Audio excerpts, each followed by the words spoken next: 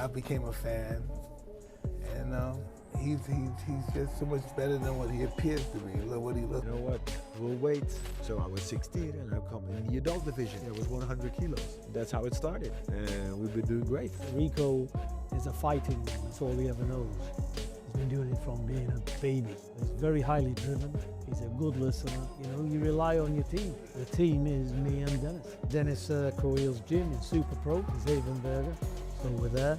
Rico's been going there from the beginning. Mike Tyson speaks from the perspective of a man who lived through the pressure of the biggest heavyweight events in boxing history. At the same time, Tyson also sounds fully invested in Rico Verhoeven's side and appears to back him mentally ahead of this massive showdown with Oleksandr Usyk. Mike, so when a super fight's announced like this, you've obviously been in many of these super fights before. How much pressure is it on a guy to deliver on the biggest stage? Hey, listen, man. This is the biggest moment of your life. This is the moment we always dreamed of, being a super fighter. Every time I fight, the whole world is watching, and this is just a dream come true for both of the fighters, I believe. You know, both of these guys came from nothing and they accomplished being heavyweight champion. You know, you have nothing to do but to respect that. I understand that. Mike Tyson admits he was never fully convinced by training fighters before, but Rico Verhoeven clearly changed his mindset during camp. Tyson sounds impressed by Rico's work ethic and toughness, even claiming he can push him right to the edge physically and mentally ahead of the Oleksandr Usyk fight. Never thought much of this training stuff, but I see I can push him, and I could.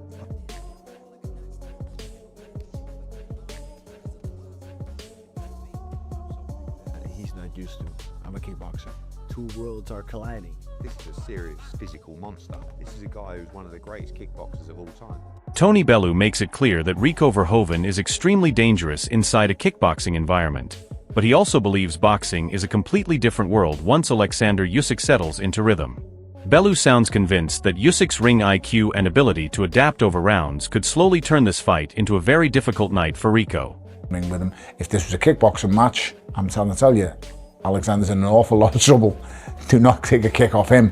Thankfully for Oleksandr Usyk, this is a boxing match. And I think once them first 3 or 4 rounds pass, and that awkwardness and stance and style Oleksandr Usyk figures out, I think Rico could be in for a hard night's work.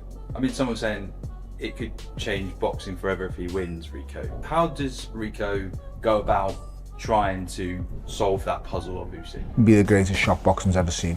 If Rico Verhoeven is to defeat Oleksandr Usyk, it will be the greatest victory in boxing history.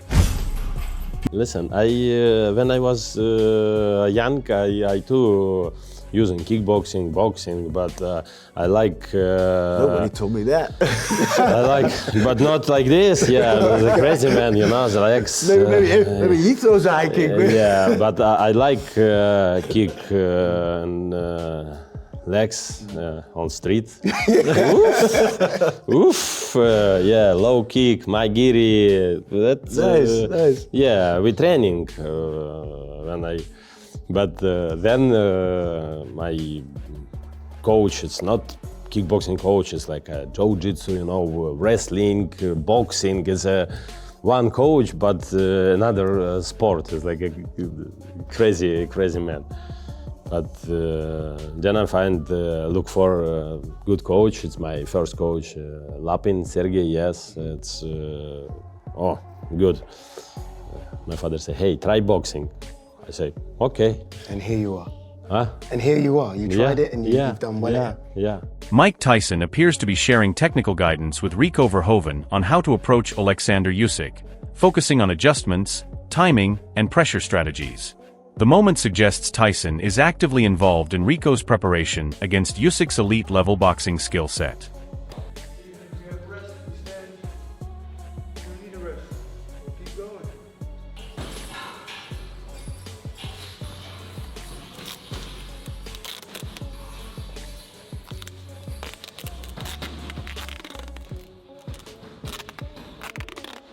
Max Kellerman highlights Oleksandr Usyk's physical and technical condition at an elite level, stating he has shown no decline and even looks stronger than before. Kellerman strongly emphasizes that Usyk appears fully prepared, disciplined, and operating at his peak ahead of the fight against Rico Verhoeven. Dude, he's so big now. Have you seen him? You seen the most recent photos? He put some photos on Instagram of him training, and he took pictures of him with his shirt off. You're like, what? Jesus Christ, he looks like he's about 250 now, something like that, and he's a big giant dude. He's always been a big giant dude, but he's like super muscled. Space, and I can see how the monetization vehicle of this works, but Usyk wouldn't be doing this unless there's a reason for it. There must be a motivation behind it. It must be some form of derivative as to what happened between the various disciplines crossing over with Ngannou. Verhoeven is stepping into one of the most dangerous challenges in modern boxing history. Bellew highlights Oleksandr Usyk's dominance over elite heavyweights, including Tyson Fury and Daniel Dubois, to show how unstoppable Usyk currently looks. The emphasis is on how extraordinary it would be if Rico manages to overcome a fighter who is widely considered untouchable at his peak. Dude, he's so big now. Have you seen him? You seen the most recent photos? He put some photos on Instagram of him training, and he took pictures of him with his shirt off. You're like, what? Jesus Christ, he looks like he's about 250 now, something like that, and he's a big giant dude. He's always been a big giant dude, but he's like super muscled. Rico Verhoeven explains his fighting mindset, describing himself as a calculated and precise striker who only commits when the timing is right. He highlights the transition from kickboxing to boxing, where he is now focusing more on hand combinations and punch power rather than kicks. Rico also expresses excitement about adapting his style for this new challenge, suggesting he believes his striking strength will translate effectively into the boxing ring. I'm always like very calculated, but yeah, when I connect, I connect. Like I said, there's a lot of weight behind these punches. So yeah, of course, within the kickboxing sport, I was used to just throwing the kicks and doing my thing, but now we get the opportunity to use the hands more. So Peter is like, oh, he's like crazy excited. The speaker strongly criticizes the matchup, questioning the logic behind Oleksandr Usyk defending his position against Rico Verhoeven, who has very limited professional boxing experience. He compares it to previous crossover fights but argues Usyk is a far more technical and complete fighter than Tyson Fury was in similar scenarios. The concern raised is that this fight may not represent a balanced contest, with Usyk entering as a highly refined boxer while Rico remains relatively inexperienced in pure boxing rules at this level. This is not a fight I am a massive fan of, and now that I'm free, now that I can kind of, be more open about my opinions on this fight, I fucking hate this fight. I can't stand it. I understand the circus nature of it in terms of like big name kickboxer, one of the best of all time, if not the best of all time, coming in to fight an all-time great in the boxing space in his sport. We saw it with Francis Ngannou and Tyson Fury. The only difference there was, I think, more fans of Francis Ngannou, more of a what-if factor because of his... Fabio Wardley expresses mixed feelings about the fight, acknowledging Oleksandr Usyk's freedom to choose any opponent but also questioning the competitive logic behind it. He suggests that many fans expected Usyk to face a more established professional boxer rather than a kickboxing-based fighter like Rico Verhoeven. Wardley ultimately respects Usyk's decision, but implies that the fight should still lead back to top-level boxing competition afterward. Dan, he's kind of earned the right to do what you want, but I at least expected it to be some sort of active boxer, someone of some... Not to say I don't actually know much about Verhoeven in terms of a kickboxer, of what his quality level is, but what I'm saying is I expected it to be someone of a decent caliber of a professional boxer. But if it's not, then fine. Look, do your thing, do you, and hopefully he returns to actual professional boxing against some of the top elites. Rico Verhoeven receiving a WBC heavyweight title opportunity. He highlights Rico's limited professional boxing record and contrasts it with Oleksandr Usyk's status as the undisputed world #1 heavyweight. The criticism focuses on the idea that the matchup lacks traditional boxing merit despite its massive global attention. This is a joke.